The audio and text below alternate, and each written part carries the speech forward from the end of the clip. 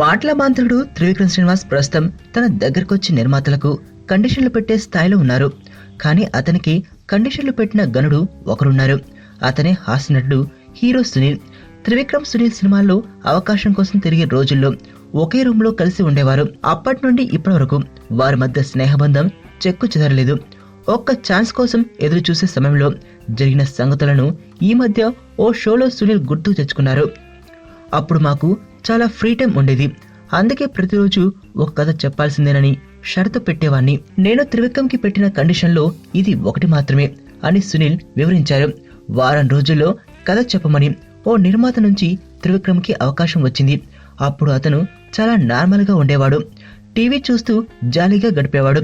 నాకు కంగారు వచ్చేది ఎలా చెప్తాడేమోనని. అందుకే కథ చెప్పడానికి వెళ్లే ముందు రోజు టీవీ కట్టేసి నాకు ముందు స్టోరీ చెప్పమని అడిగాను. 3 గంటల్లో చాలా తేలిగ్గా నాకు సినిమా చూపించాడు అని ఆనాటి రోజుల్లోకి వెళ్లారు. మాటల మాంత్రుడితో కలిసి చేసిన ప్రయాణం, చేసిన రోజులే తన జీవితంలో ఉత్తమమైనవని సునీల్ వెల్లడించారు. మరణం దేహానికే గాని ఆత్మకు కాదని భగవద్గీత చెప్తుంది.